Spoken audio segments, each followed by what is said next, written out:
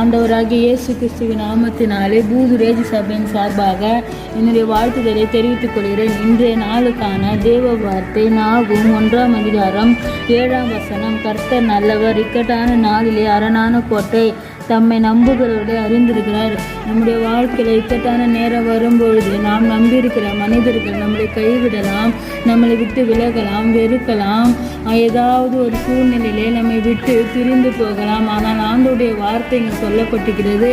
அவர் அந்த இக்கட்டு வரும்போது அவர் அரணான கோட்டையாக இருக்கிறார், நமக்கு பாதுகாப்பாக இருக்கிறார், அவர் நல்லவராக இருக்கிறார். அவர் வழியில் நடக்கும்போது அவர் நம்மை அறிந்திருக்கிறார்.